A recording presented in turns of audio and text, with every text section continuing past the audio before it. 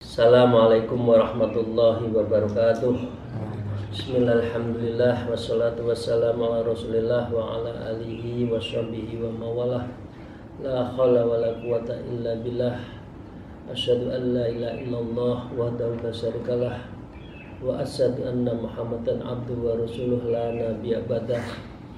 A'udzu billahi minasyaitonir rajim. Bismillahirrahmanirrahim. Ya ayyuhalladzina amanu taqullaha wa kunu ma'as shodiqin, amma ba'd. Para salikin, muridin, sahabat, kolega, Bapak Ibu sekalian, semoga kita senantiasa mendapatkan rahmat dan maunah dari Allah Subhanahu wa taala. Dan mari kita memulai ngaji dengan memanjatkan syukur pada Allah.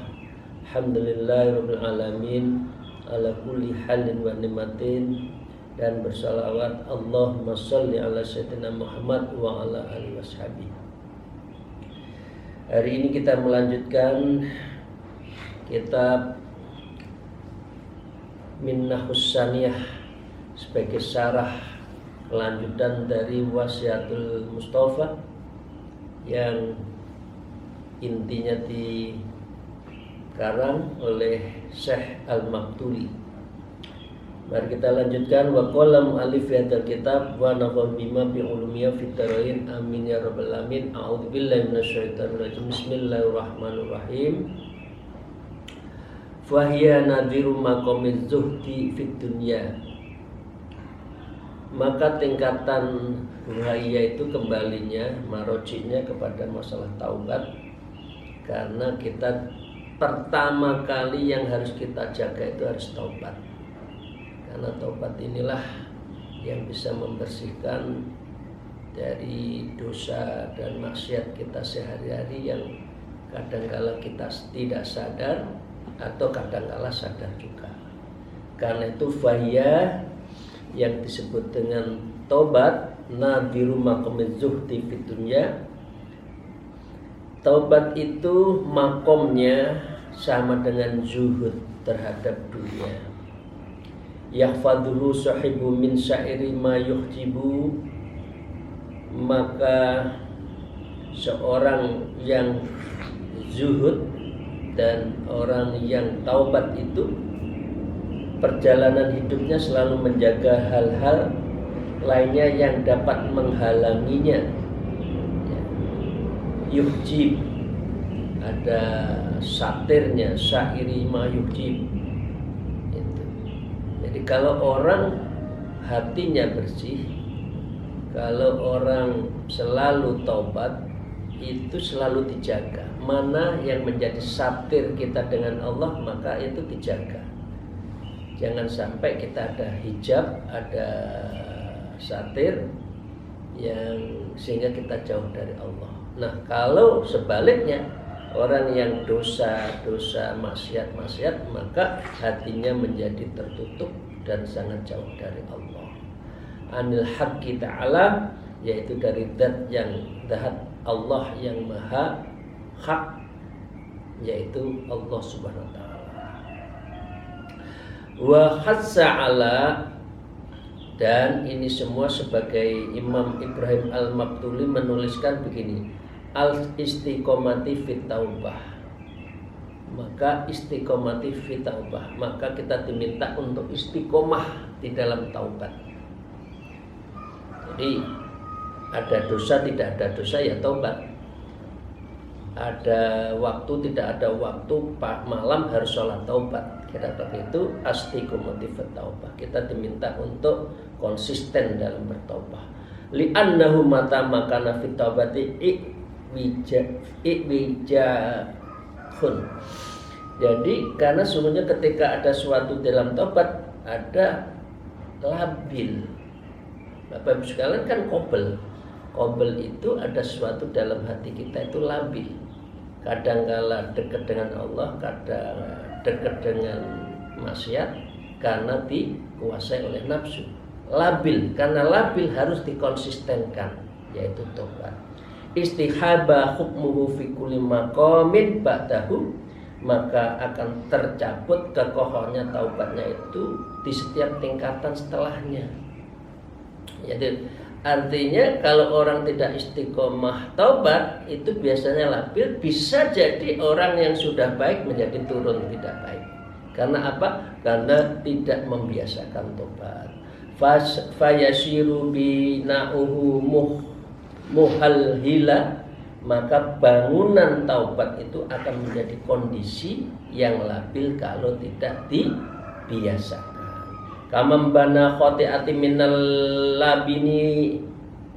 labinil yabisi bighoritinin, orang yang tidak bertobat kaman bana seperti orang yang membangun khoitati minal labini, yaitu sebuah bangunan yang di dalam dindingnya itu ya dari batu bata, bighoiritin, dari yang ada tidak ada perekatnya, artinya semennya. Jadi Bapak sekalian, kalau tidak istiqomah tobat, sholat taubat itu labil, seperti membangun tumpuan bata saja, nggak ada perekatnya. Kena angin ambruk, runtuh. Tapi kalau insya Allah kita membiasakan sholat taubat, kokoh. Ada godaan maksiat, ada godaan perbuatan dosa, perbuatan yang yang jelek, kita akan terjaga. Karena apa? Bangunan yang ada di dalam diri kita itu ada semen yang merekatkan antara hati dengan pikiran, dengan sudur kita, dan tertuju pada Allah.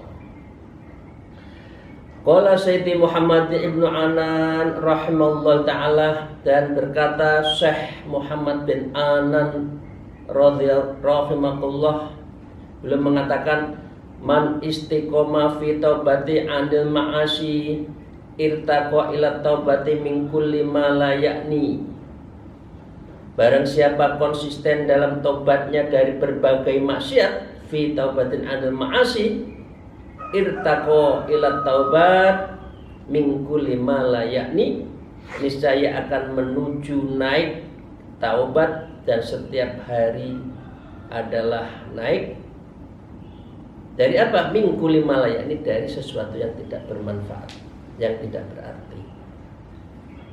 Jadi Bapak sekalian, semakin orang taubat, semakin bersih, maka semakin menghindari hal-hal yang tidak berguna. Saya bicara kalau nggak perlu, nggak nge-share sesuatu yang ngajaan perbuatan soleh, perbuatan ihsan, bukan perbuatan-perbuatan yang fitnah, hoak dan sebagainya. Kita sangat, tangan kita jaga dari hal-hal yang tidak benar. Wa man lam yastaqim fi ma la yasummu minat taubah anil fuduri raihatan. Dan barang siapa yang tidak konsisten dalam taubatnya, lastaqim fiha, ya, taubatnya tidak, maka la yasummu minat taubah, maka ia tidak akan mencium bau taubat. Itu maknanya apa? Anil fuduri raihah, dari berbagai kelebihan yang ada di dalamnya itu kewangian.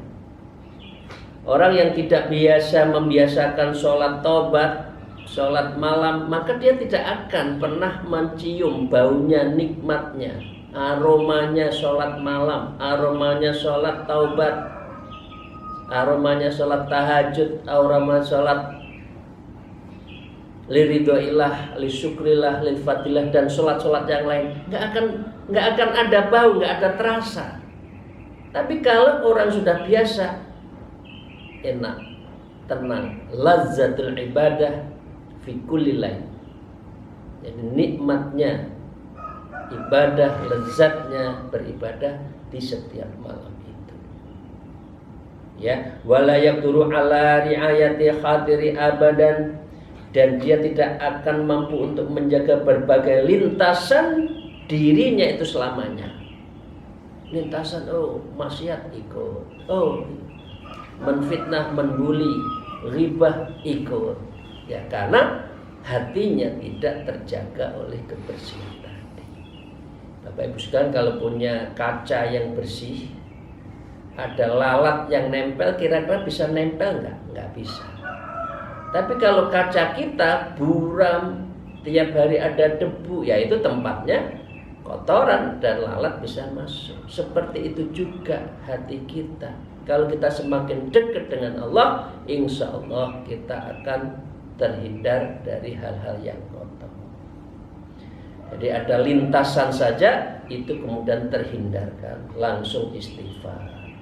Bal ta'libu alaihi khawatiril ma'asi, yaitu apa? Lintasan-lintasan dalam dirinya itu ma'asi, maksiat. Enggak. Let's say no maksiat. Katakan tidak kepada maksiat. Nanti hati kecilnya akan mengatakan seperti itu. Hatta fi sholatihi, hingga di dalam sholatnya.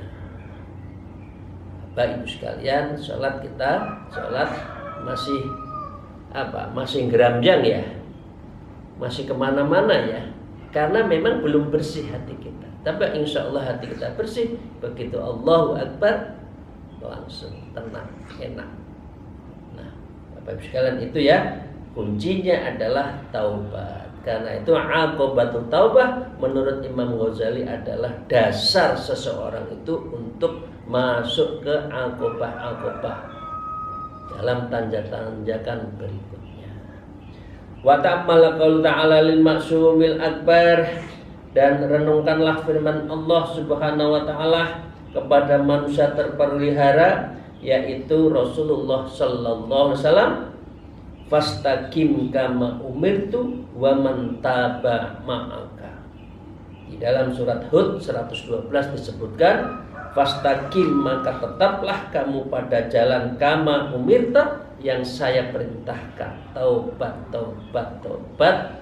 sholat malam, wa man taba ma'aka, maka siapa yang bertaubat akan beserta kamu.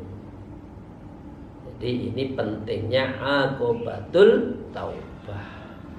Maka fastaqim istiqomati fit taubah menurut Imam Al-Mabduli. Begitu Bapak sekalian.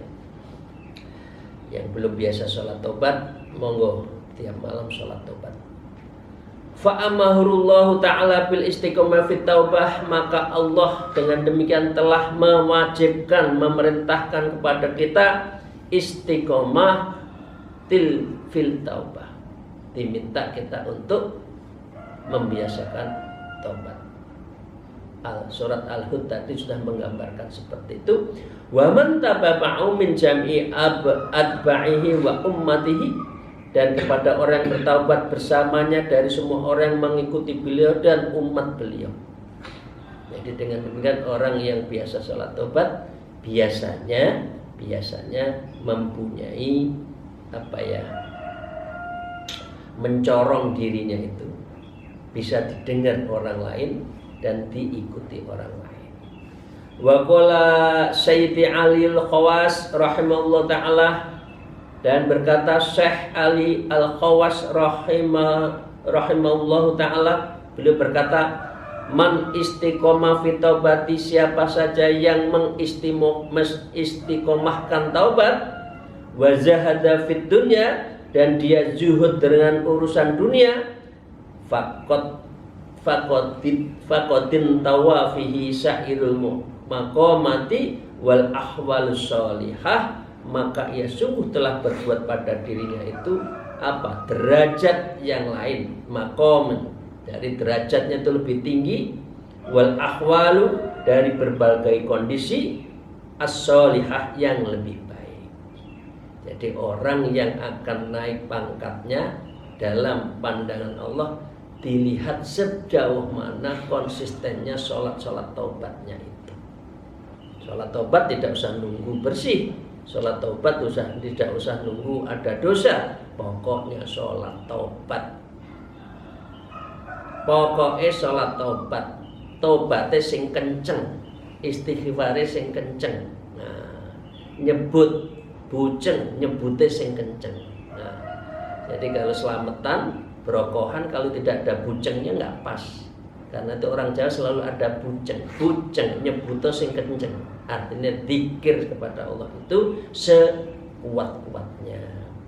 Jadi kita diperingatkan antanbih yang bahilil abdi ayyak yaftisha a'dha, semestinya bagi seorang hamba hendaknya dia selalu memeriksa anggota tubuhnya, al-dhahirati wal batinah, anggota tubuh yang di zahir dan batin, sobahan wa masaan, dalam siang dan malam.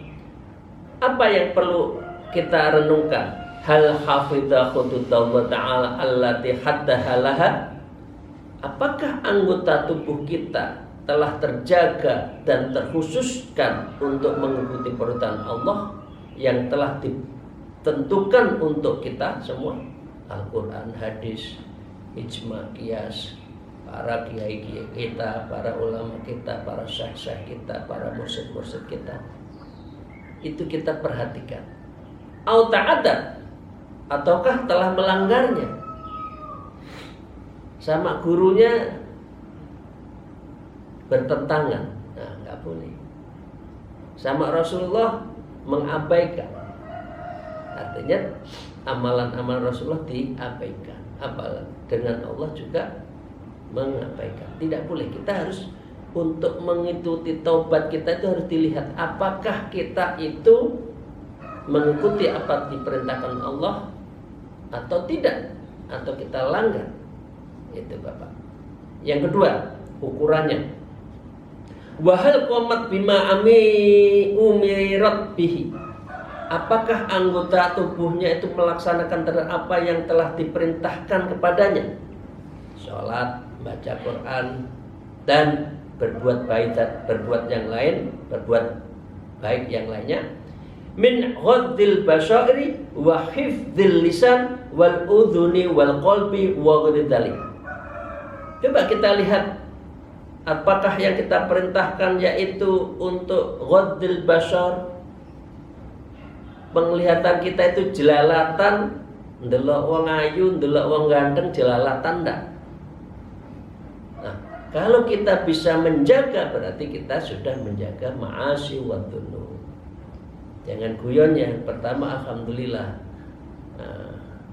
Pertama astagfirullah. Kedua masya Allah. Ketiga alhamdulillah. Malah diplototin saking ayune, saking gantengnya. Ya, misalkan. Jangan. Jadi begitu ada pandangan langsung menundukkan. Hifdzil lisan, jaganya dijaga. Udun, telinganya, kolbunnya, hati kita jaga. Ala wajhil ikhlas, dan hingga kita itu bisa menjadikan diri kita ikhlas. Aulam takum, atau belum melaksanakan. Nah, kita lihat aja. Diajak maksiat semerindil. Wah, ini berarti hatinya belum ada taubat, belum bersih. Ya, kita lihat pada diri kita. Fa in ra'a jarihatan min jawarihi at'i syakarallahu ta'ala. Lalu jika melihat satu anggota tubuh kita terjaga, maka bersyukurlah pada Allah. Walam yaron nafsu ahlan lidzalik, namun jangan ia menganggap dirinya sebagai orang yang berbaik, berhak, ahli terhadap ketaatan. Saya itu orang hebat. Enggak. Karena hati itu sering tergoda manusia. Karena itu begitu kita selamat, jangan mengatakan hebat saya terjaga, ya. Tetap harus bersyukur. Wa in ra'aha talat tohat bimaksiatin minal ma'asi, dan dia telah melihat anggota tubuhnya ada maksiat, ada dosa, nanti kita mengakui, ya, akhadha min nadami wal istighfar, maka hendaklah dua. Satu, nyesal, nadam, nangis, menyesali perbuatan, mengapa kita kok menfitnah orang lain, menciderai orang lain, membuli orang lain, nyesal, wal istighfar, dan memperbanyak istighfar. Kalau memang kita ada dan merasa ada salah. Tsumma yashkurullah ta'ala, kemudian kita harus bersyukur pada Allah idza lam yaqduru alaihi aktsari minatil kal maksiyah.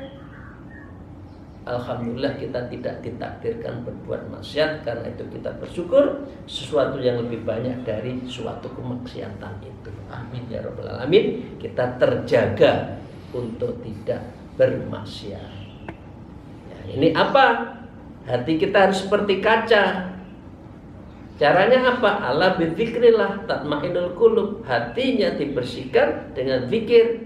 Kalau hatinya kinclong, hatinya bersih bersinar, ada lalat akan hilang dengan sendiri, akan lari dengan sendiri. Walam yabtali jawarihi allati asad bil amri wal jarahati wat tamamili wal kuruh.